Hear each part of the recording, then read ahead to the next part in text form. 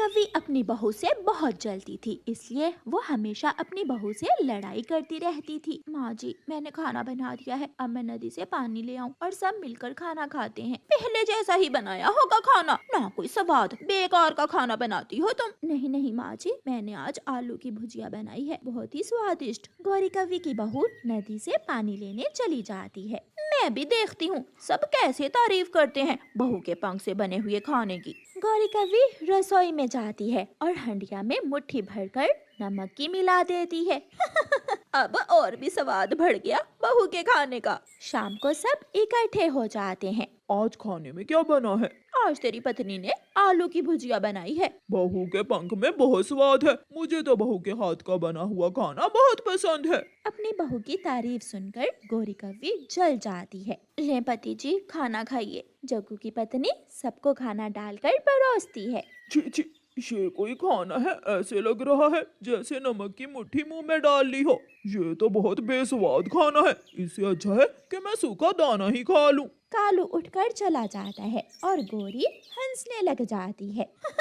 जग्गू, मैं ना कहती थी कि तुम दूसरी शादी कर लो। तुम्हारी पत्नी को तो खाना बनाना भी नहीं आता। मेरी सहेली की बेटी है, वो बहुत अमीर कवि है, तुम उससे शादी कर लो। सासू माँ शर्म करें, आप मेरे सामने मेरे पति की दूसरी शादी करने की बातें कर रही हैं। दूसरे दिन गौरी कव्वी घर के बाहर बैठी हुई थी और गौरी की बहू घर की सफाई सुथराई करती है। सासू माँ जी, मैंने घर की सफाई कर दी है, अब मैं दाना लेने जा रही हूँ। जग्गू कव्वा भी वहाँ आ जाता है। पिंकी, मेरा दोस्त आने ही वाला है, क्या तुमने घर की सफाई कर दी है? जी पति जी, मैंने घर की अच्छी तरह सफाई कर दी है। गौरी की बहू वहाँ से चली जाती है। जग्गू बेटा, तुम्हारे दोस्त को घर के रास्ते का नहीं पता चलेगा, जाओ उसे सामने वाले मोड़ से जाकर ले आओ। ठीक है माँ, मैं अभी अपने दोस्त को लेकर आता हूँ। फिर जग्गू कव्वा भी वहाँ से चला जाता है। मौका अच्छा है बहू को बुरा बनाने का। गौरी कव्वी टोकरी में सूखे पेड़ों के पत्ते इकट्ठे करती है और घर में जाकर बखेर देती है।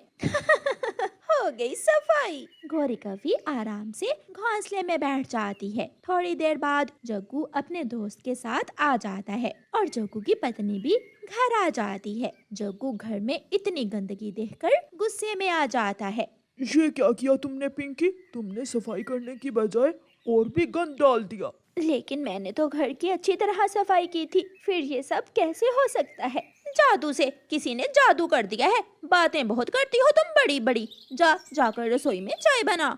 गौरी की बहू रसोई में जाकर रोने लग जाती है।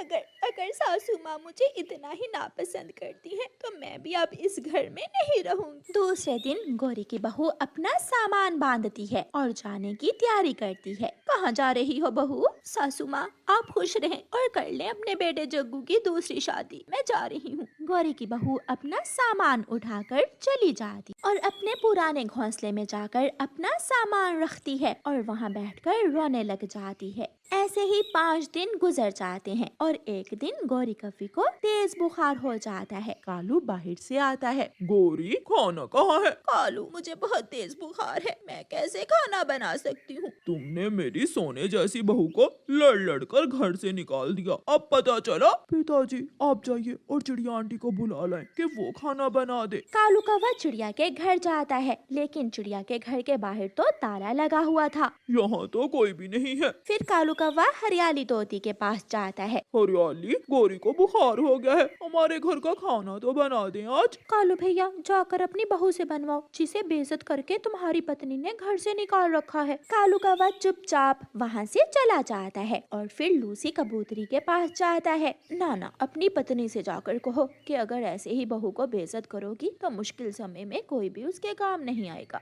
थक हार कर कालू कौवा अपनी बहू के पास जाता है। बहू, मैं बहुत शर्मिंदा हूँ, मैं आपको लेने आया हूँ। लेकिन ससुर जी, सासू माँ मुझे फिर से बेइज्जत करके घर से निकाल देगी। अब उसकी आंखें खुल गई हैं, तुम मेरे साथ चलो बहू। कालू अपनी बहू को साथ घर ले जाता है। गौरी कव्वी अपनी बहू को देखकर रोने लग जाती है। बहू, मुझे माफ कर दो, मैं बहुत शर्मिंदा हूँ। मैंने हमेशा तुमसे लड़ाई की है, लेकिन अब मुझे पता चल गया है कि तुम्हारे बिना इस घर का गुजारा नहीं है। फिर गौरी की बहू अपनी सास को माफ कर देती है और वो सब हंसी खुशी अपना जीवन गुजारने लगते हैं। जंगल में तेज बारिश चल रही थी। आखिर कब तक मम्मा चिड़िया अपने घर में बंद बारिश के डर से चुप कर बैठी रहती। उसे बाहर जाना ही था, अपने बच्चों के लिए दाना तो उसे लाना ही था। मम्मा चिड़िया घर से बाहर निकलकर इधर उधर देखती है। दूर दूर तक कोई दिखाई नहीं दे रहा, लेकिन अगर मैं घर से निकलूंगी तो रास्ता मिल ही जाएगा। मम्मा चिड़िया फिर से अपने घर जाती है। बच्चों, बाहर तेज बारिश है, घर से बाहर जाने की कोशिश न करना, मैं दाना लेने जा रही हूँ। मम्मा जल्दी लौट कर आना, मैं आपको इंतजार करूँगा। मम्मा चिड़िया अपने बच्चों को घर में छोड़कर दाना लेने चली जाती है। कल तक जिस पेड़ पर 2 मीठे फल लगे हुए थे, आज उस पेड़ पर कोई फल नहीं था। शायद कोई भूखा पक्षी वो फल तोड़ कर ले गया। मैं दाना लेने जाती हूँ। मम्मा चिड़िया मैदान में पहुँचती है, लेकिन वहाँ तो कोई दाना नहीं था। अब क्या करूँ? हाँ, याद आया, पुराने कुएं के पास जाती हूँ, शायद वहाँ से मुझे कुछ मिल जाए। बारिश में उड़ना बहुत मुश्किल था, लेकिन मम्मा चिड़िया उड़ती है। वो अपने बच्चों की खातिर उड़ती है। पुराने कुएं के पास एक पुराना और बड़ा पेड़ था। उस पेड़ की नीचे वाली शाख पर 3 फल लगे हुए थे। मम्मा चिड़िया वो फल देखकर बहुत खुश होती है। मैं इनमें से एक फल ले जाती हूँ, बाकी के 2 फल कोई और भूखा पक्षी तोड़ लेगा। ये सोचकर मम्मा चिड़िया एक फल तोड़ती है। रास्ते में मम्मा चिड़िया को तोता मिल जाता है, जो अपने घर के बाहर बैठा हुआ था। तोता रानू चिड़िया को देखते ही रोने लग जाता है। रानू चिड़िया मर जाएगा, मेरा बच्चा भूख से मर जाएगा, मेरी मदद करो, मुझे अपना ये मीठा फल दे दो। तोते भैया, क्या आपके घर में खाने को कुछ नहीं है? नहीं रानू चिड़िया, इस वक्त मेरे घर में एक दाना भी नहीं है। ठीक है, आप मेरा ये फल ले लीजिए, अपने बच्चों के लिए और फल ले लाती हूँ। रानू चिड़िया तोते को अपना फल दे देती है और फिर से पुराने कुएं की तरफ चली जाती है। भाई, क्या भूख लगी है? हाँ गुड़िया बहन, मेरा तो भूख से बुरा हाल है। गुड़िया बहन, मम्मा बहुत मुश्किल में खाऊंगी। मम्मा बारिश में कैसे उड़ पा रही है? शायद मम्मा ने सीख रखा है कि बारिश में कैसे उड़ती है। मम्मा चिड़िया दोबारा पुराने कुएं के पास जाती है और बड़े पेड़ से एक फल तोड़ लेती है। मैं ये एक फल ले जाती हूँ और बाकी का एक फल कोई दूसरा भूखा पक्षी ले जाएगा। मम्मा चिड़िया वो मीठा फल लेकर वहाँ से उड़ती है। जब मम्मा चिड़िया आधे रास्ते में जाती है तो बारिश और भी तेज हो जाती है।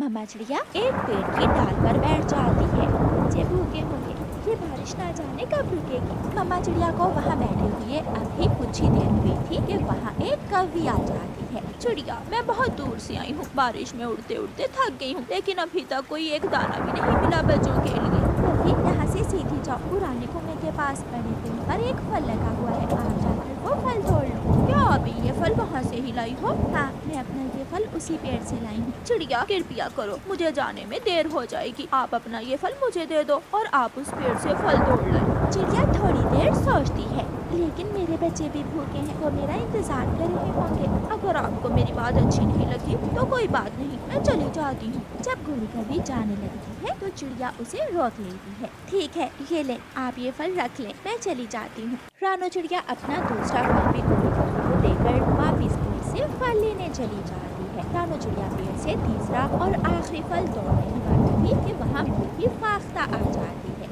बेटी, ये फल तो मैं तोड़ने वाली हूँ, मैं बूढ़ी हूँ और आप जवान चिड़िया, आप तो इस बारिश में कहीं और से भी दाना ढूंढ सकती हो, लेकिन मैं और उड़ नहीं सकती, मैं थक गई हूँ। ऊपर वाले, ये कैसी परीक्षा है? मेरे बच्चे भूखे हैं और मैं जब भी अपने बच्चों के लिए फल लेकर जाने लगती हूँ तो कोई दूसरा पक्षी आ जाता है। क्या सोचने लग गई हो बेटी, मुश्किल काम है, मैं जानती हूँ, आखिरी चीज दूसरों को देना बहुत मुश्किल काम है। हाँ जी, ले, आप ये फल ले जाएं, मैं कोई और जुगाड़ लगा लूंगी। बूढ़ी फाख्ता वो फल लेकर वहाँ से चली जाती है और बेचारी रानू चिड़िया खाली हाथ ही इधर उधर देखने लगती है। मम्मा चिड़िया वहाँ से उड़ती है तो वो बड़ा पेड़ मम्मा चिड़िया को आवाज देता है। वो बड़ा पेड़ मम्मा चिड़िया को आवाज देता है, मत जाओ चिड़िया, वापिस आ जाओ। रानू चिड़िया दोबारा उसी पेड़ पर बैठ जाती है। जो आप जैसा दयालु और नेक पक्षी हो वो कैसे भूखा रह सकता है? मैं जानता हूँ मेरा पहला फल कहाँ गया,